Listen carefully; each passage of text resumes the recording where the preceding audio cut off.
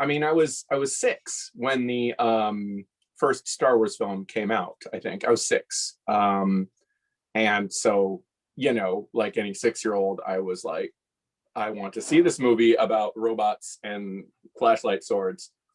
I was instantly obsessed with it. I mean, I was exactly the peak age for the original trilogy, if you think about it, because what, 6, 9, and 12 for the first 3 movies. And so I was just young enough that I wasn't completely like jaded and like, I don't know about Ewoks, whatever. I was into it. And it was an interesting time to experience the original Star Wars movies as they were coming out with nothing but complete anticipation, because we didn't know there was going to be a second one at first. It was just over. So yeah.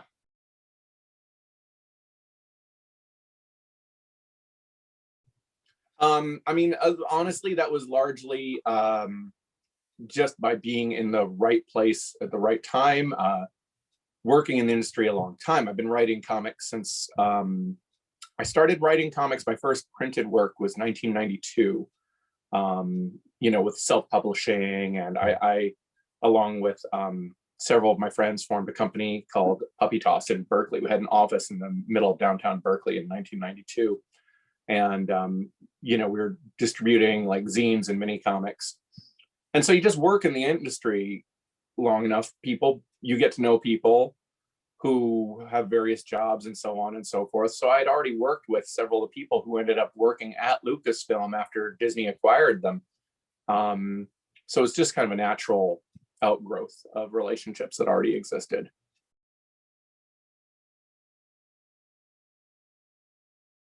I think it was 2 and 4. Like, I think, I know, maybe misremember because it's been 6 years now. I think they picked 2, and that was Bobbajo and Unkarplet. And then the 4, so I went into a meeting and with like 6 or 7 people at Lucasfilm, and they had this, we were in one of those big conference rooms with a triangular phone in the center of the table. It felt very official, but there were also toys everywhere, so that was cool. And what was it? Excuse me. There was, they laid out like 20 different aliens from the film, just images. They were all like, it was artwork. I don't think they were photos. I think it was all drawings, and little snippets of like who they were that had been written. I think, I'm guessing Pablo Hidalgo wrote that. He was there at the meeting. And so they just said, we want you to do something with these 2, but we want you to do 6 stories. So take a look and let's see what speaks to you, which was great. I mean, you don't usually get that kind of opportunity with these freelance kind of jobs to come in. They gave me the basic foundation of what The Force Awakens would be in very loose terms, but I didn't know which characters, if any, would have any significant screen time. There was just, I didn't. So I picked Constable Zuvio, and we all know his key role, how that worked out, how important the lynch of Force Awakens that Constable Zuvio was. I don't regret that. I love that character. He was so much fun to do, a character that was kind of, to use Dungeons and Dragons terms, he's lawful good, and then the Crimson Corsair, who, again, to use Dungeons and Dragons terms, is, chaotic, neutral good, sort of area. I just picked the ones that spoke to me visually, which was Corsair, Constable Zuvio. What are they called? The Fragosians. I freaking love. They're a horror show. They're monstrous.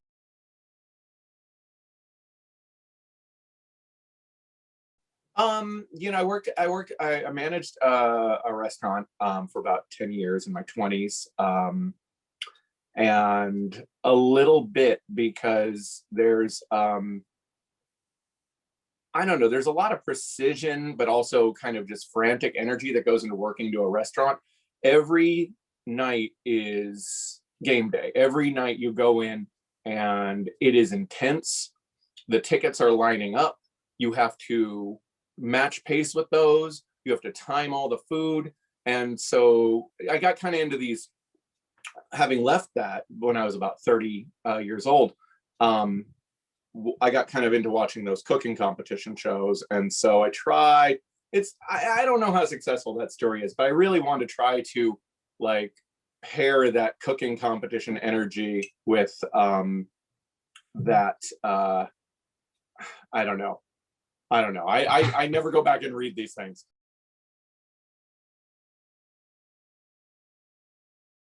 I just was looking at your Instagram where you had, was it your post that you had 5 facts about Strono Tugs? Yeah.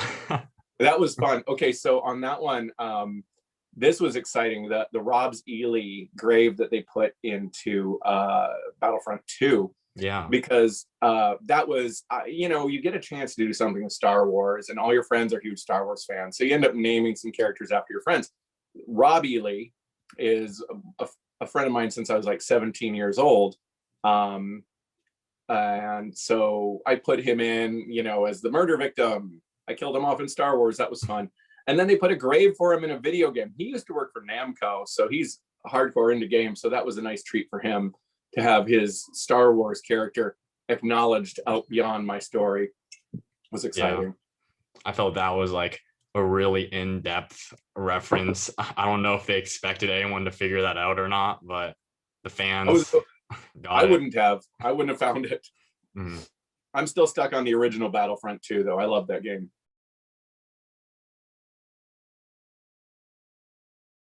Or what I don't know if I don't know how much thought I put into how it looked like, because I think that might frighten me. I'm actually really afraid of octopus and squid.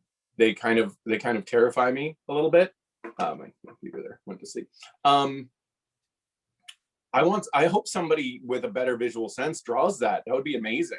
I wonder if anyone has, because, or I should see if I can work that into into a comic at some point, because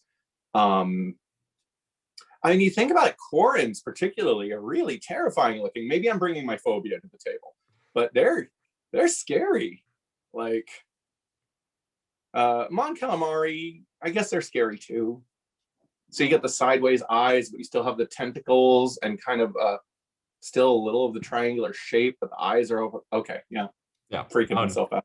That would be cool to see, and maybe something coming up, but we'll talk about that later. Well, I like, just to touch on that real quick, I do like the idea that these, you know, you have these different species. I like the idea of more mixing of the species.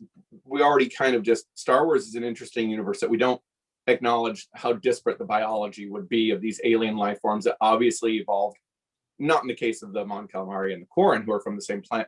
They are originally from the same planet, right? I think so, yeah. I think so, just deep water and shallower water, I think, evolutions.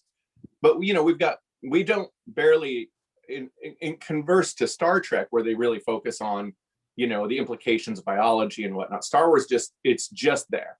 But it'd be kind of interesting to let it go even a little further and go, yeah, there's a lot of more interspecies mixing than we would expect. Why not? It's fun.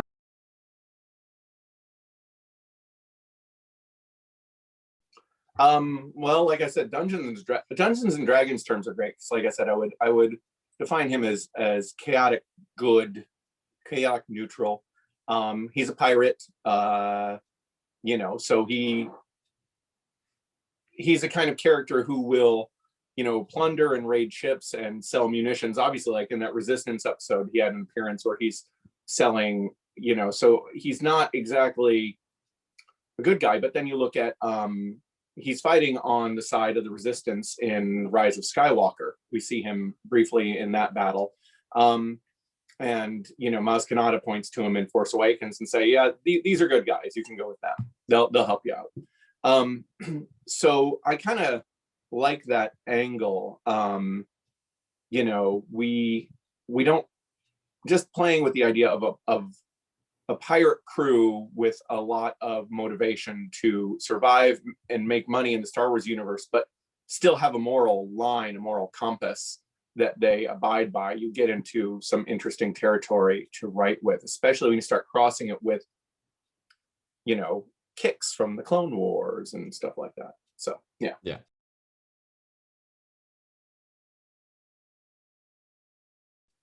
That was totally me. Almost everything from the stories, they didn't really give me any guidelines. The only guidelines I had with any of those stories is like the Crimson Corsair was a one paragraph. What you see on the back of his action figure was the same text I was given when I was deciding who to use, and everything else with that, with the stories came from me.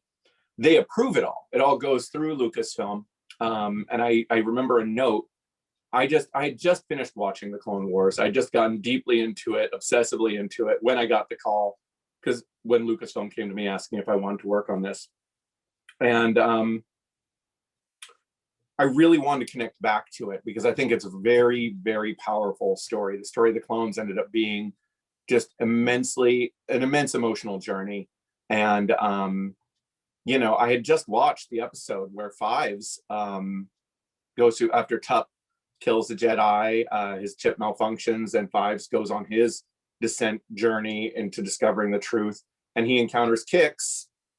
Kix is one clone. He encounters somebody from his unit, of all things, in this bar on Coruscant, and is like, this is great, I need you to help me. And Kix does. And Kix was a medic who had also witnessed what happened to Tup, who did the initial diagnosis on Tup and speculating a virus, has the motivation then to look deeper. It just made sense that he would look deeper. So I followed that thread, and I just wrote it in. I pitched it, but I don't remember if that was in my initial pitch, because when I got my notes back, I know that they said, we have to check with Dave Filoni about this, if this is okay. I never heard anything else about it, so I assume they checked and he said it was fine. Because you have to assume he's got deep plans for all, these are his babies. I just took one of his babies out of the cradle and ran with it. So, sorry, Dave.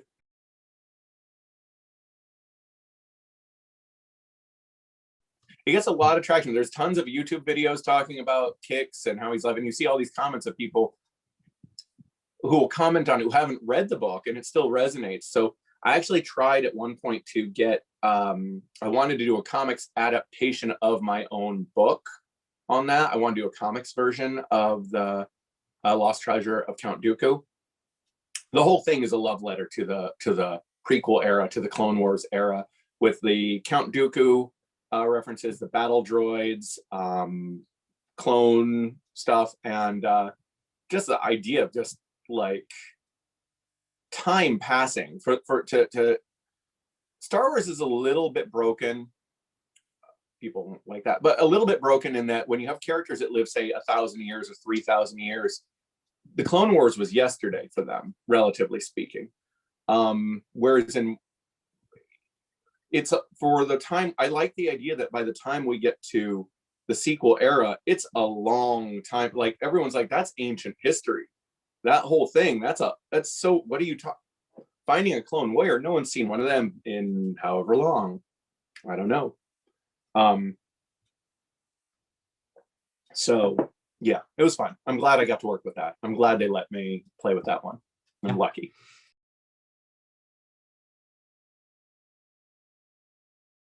She does a lot of the maintenance, engineering, robotics work.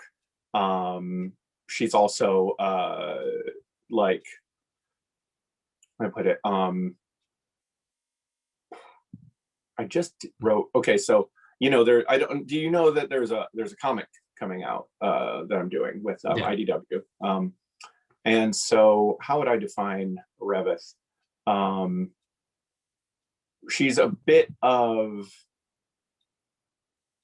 a voice of aggravation with some of the things they do, and that she's totally on board. She is a very loyal crew member, but she is also understands that they take risks constantly that maybe they don't need to. So that's kind of where I'm playing with it at this point. Working with him. Brilliant. Oh my God, his work is, I actually, you can't see it. It's on right underneath the screen of you is another monitor that has some artwork, some secret artwork from that comic. I'm very excited. He's very inventive. He's very creative. And him and I instantly started looking at like, okay, let's play with the designs of these characters. Another collaborator of mine, Eric Jones, had done some initial, just some basic, like, here's Reveth with her robotic arm, you know, here's some of the armor stylings we might see with kicks, a few things like that. That then, oh God, I'm blanking on his name, and I know him, and he's a really nice guy. He did the 0 issue of Star Wars Adventures. Derek Charm.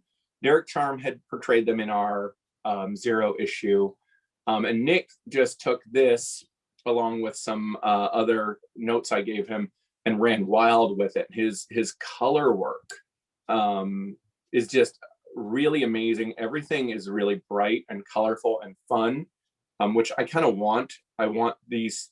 I'm hoping, you know, we're doing this one. It's a backup story in Star Wars Adventures Volume 2, Issue 7, Crimson Corsair story, and I'm hoping that people respond well enough to it that we can, you know, jump forward and do several more. You know, that would be ideal. I've been trying to get these off the ground a long time, and I would love to do more of this with Nick. He's been really fun to work with.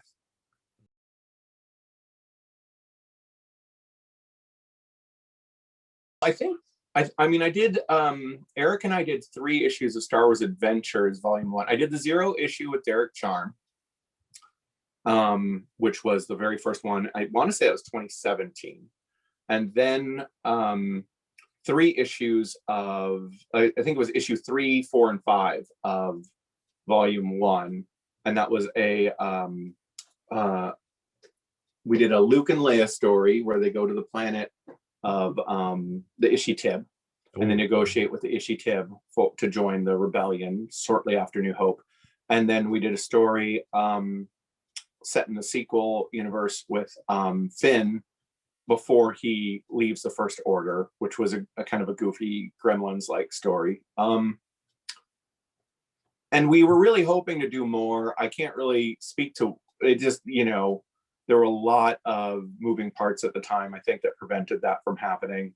Eric and I were working, like, even before IDW had the license, we were working to try to get to do some all ages Star Wars stories with Lucasfilm. So when IDW got the license, that kind of clicked for us, and we were kind of in the forefront of that. And then things just kind of drifted apart. Him and I have been working on, I'm gonna plug it here, our new all ages book of Pepper Page Saves the Universe. And so that took Eric off the table because that's a 200-page graphic novel, and Eric and I have worked together for 30 years. And I think that maybe they just kind of, with Eric unavailable, I just kind of lost my momentum to get more stories happening. Once Volume 2 of Star Wars Adventures happened, Denton, who's no longer with IDW, but I had worked with before, contacted me and said, hey, we're launching a Volume 2 and we'd like to get you back in, and we'd like to, he actually brought up the Crimson Corsair. This is all pre-pandemic. And of course, everything just, that happened. And then a lot of energy in publishing was all directed towards the High Republic stuff that's coming out now. So everything kind of delay. But I actually pitched this stuff over a year ago now, I think. There's such a long lead in time with this stuff. I've pitched probably 30 different Crimson Corsair stories. So I've been, even though I haven't been doing much in terms of original fiction for Star Wars, I have continued to do nonfiction on Star Wars stuff. I did, oh, I've got it here. Yeah. Here's one I did. That was fun. Yep. I don't have that one. I'll have to check it out. Yeah, I did a couple. I did, that one is kind of about the production of like getting into how they film certain things. I did a different book on ships where it was in universe, like this, how big a ship is, this is how many crew members it holds. So I did 2 of those. I've been working with the Italian publishing team lately, working on some stuff. I did a little bit of work on a Clone Wars magazine and on a Mandalorian magazine, some stuff like that. So I've stayed in it the whole time, but not in very high profile ways. Yeah.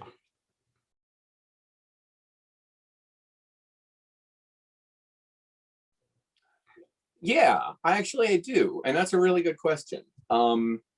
Because I think that there's an inherent whimsy you can get away with when it feels like it's targeting. I really try to make sure what I do is I target all ages more than younger readers, and I think there's a real big distinction because Star Wars is inherently all ages, and sometimes it'll drift into this is definitively more adult. You've left the 5 or 6 year old out. I kind of like it when it encompasses. I like weird Star Wars. I like, I mean, you look at just how the things we take for granted now, like Jabba the Hutt. When Jabba the Hutt showed up, that was, and we'd heard about him from the first movie, but when he showed up in Return of the Jedi as this giant slug monster, that was crazy. He's absurd. I love it. He's so absurd. So, yeah.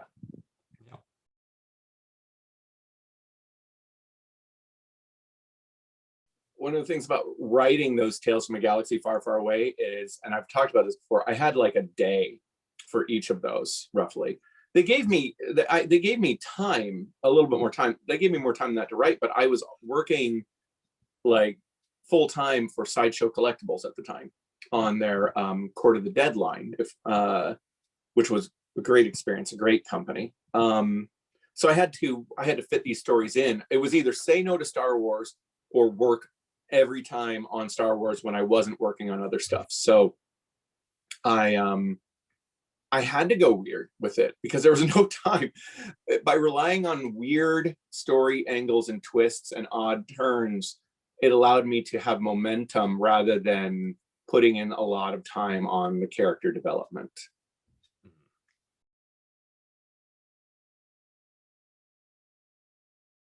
My springboard for that was an interesting place because the Marvel comics had just started coming out, and I don't remember who wrote it and who drew it, but I want to say it might have been issue 1 of one of the first Marvel Star Wars comics where Luke frees a bunch of people in a cage just before an AT-AT shows up, and one of the people in the cage is clearly Bobbajo.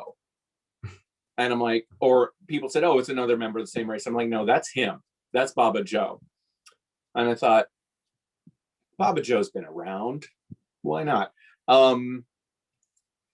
Literally, I think Luke probably blew up the Death Star with those torpedoes. I think that if we say he didn't, was Bobbajo there on the Death Star? I think that both things can coexist. Maybe Bobbajo believes it, or more likely he just had a story he wanted to tell people to entertain them. But there's definitely more to him the way I wrote him, which is really, I really went off the map with what they gave me guideline for Bobbajo, which was like the critter monger, and he goes around selling these creatures. I'm like, no, these are his magical pets that love him and he loves them, and he goes around, and a little more of like the circus flea thing, but he's been traveling the galaxy with these animals that he has some kind of connection with. I thought that was fun. Whether they blew up a Death Star, that might be a bit of a stretch, but who knows? Yeah.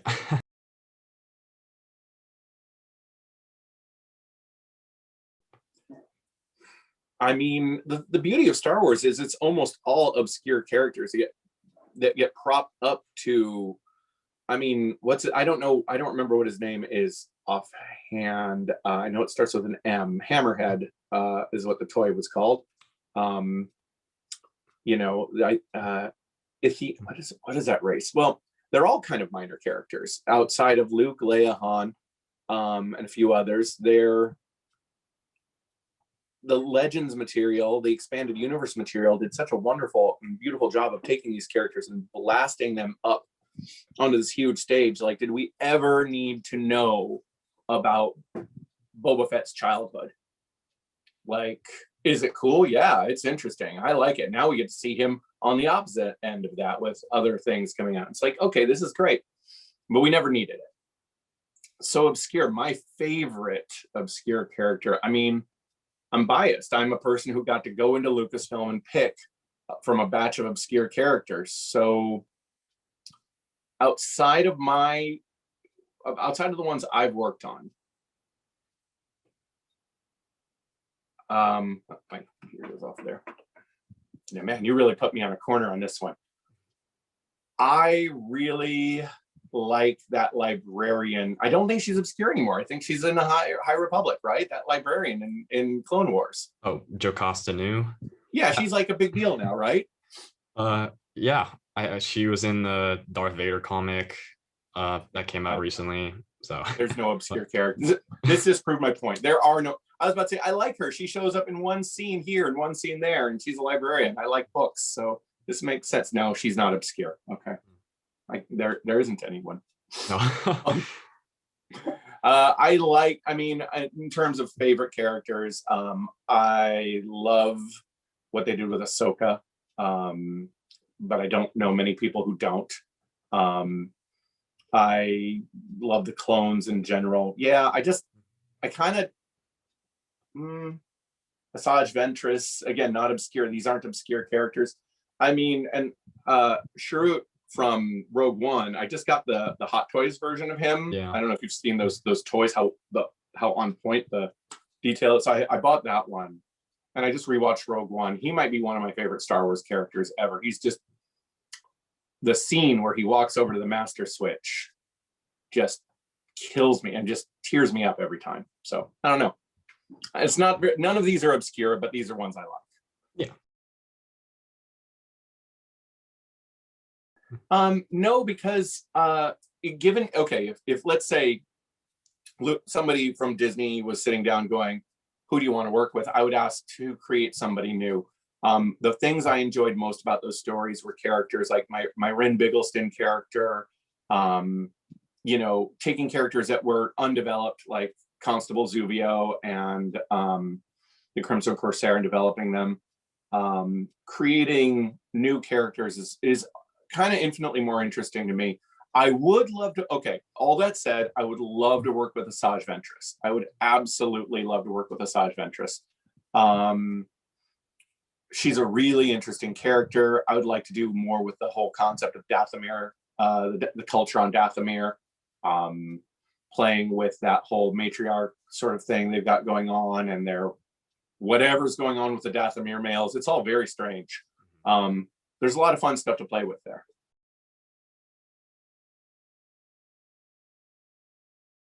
It would be great, but it does get into that thing where you get into that, like, why I like to create new characters, because there's a weight of responsibility with some of the stuff that's existed a long time, of doing it right by the fans who are so deeply passionate about it, and understandably. Like, I have some friends who are so still stinging from the loss of what they perceive as the loss of the expanded universe, and you want to do right by that material.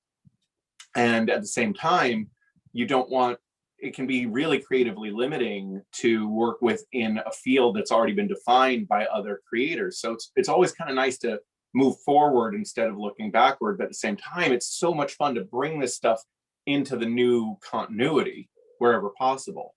So it's a trick.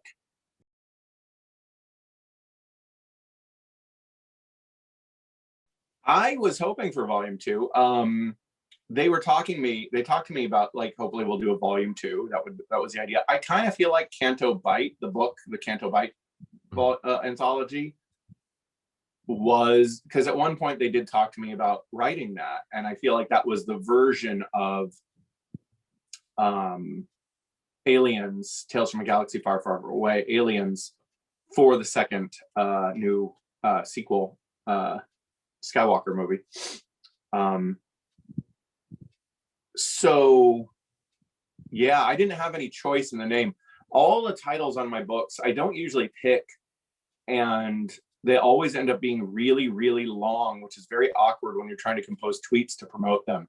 You know, I've got Star Wars Tales from a Galaxy Far, Far Away, Volume 1, Aliens. Okay, that's a lot. I get a 240 characters to promote this. I just used most of them. My new book, the one that's like Pepper Page Saves the Universe, Book 1, The Infinite Adventures of Supernova. I just got to come up with like a 5-word title, a 5-letter title, not word. That's my problem. 5-letter titles. My titles are too long. I'm sorry. To anyone who has to tweet about this stuff, I'm sorry.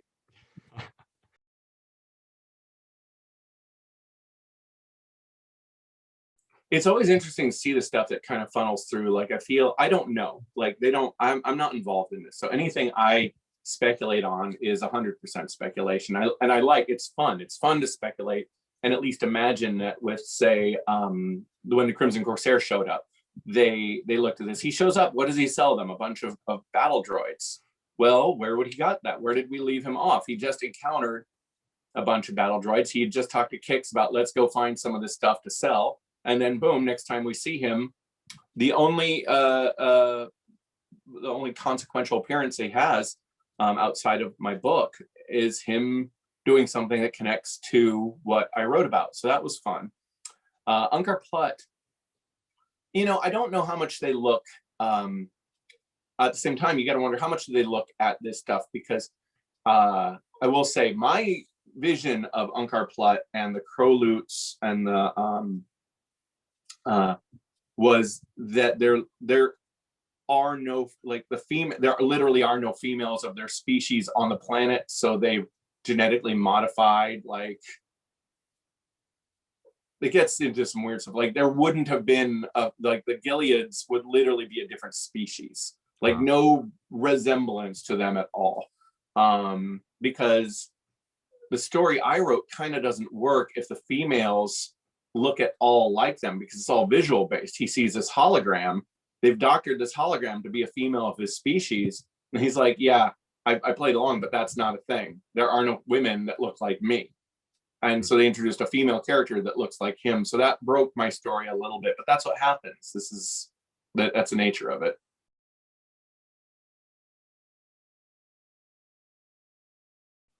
What can I say other than I am digging into deep into some races that we haven't seen in a long time, and it's going, yeah, I think that's the main thing I can say. I don't want to get in trouble. I don't want to do anything that makes them go, well, we don't want to do more work with you. You talk too much. So I'm going to leave it at that. We're going to see we will see some races we haven't seen in a very long time, and that we maybe haven't seen in this canon yet. Unless they change something on me, I think you can expect to see the Crimson Corsair and his crew. Yeah, I'm looking forward to hearing what you think, please. And anyone else, it's a lonely job working, and this is my space. This is where I live all day, and it's very isolated. Feedback on these stories is key. So I'm happy to talk about it anytime, and anyone who hears this, who wants to shoot me a line, please do. Well, my Star Wars stuff is collected. Let's see, knocking over this puppet of me. I've got a whole pile of my books here. The Star Wars Adventures work I did previously is collected in this IDW anthology. My Tales from a Galaxy Far, Far Away book is available on Amazon. And I believe that the Crimson Corsair story is available as a free download for ebooks. I really encourage people to download it. And I think say this, if you want to see things in this day and age, if you want to see more of something, reviews matter. Putting out giving things stars on Goodreads and Amazon. It's the best way to let publishers know that you want to see more of it. So if you like it, please give the books a review, and that'll help me do more of them.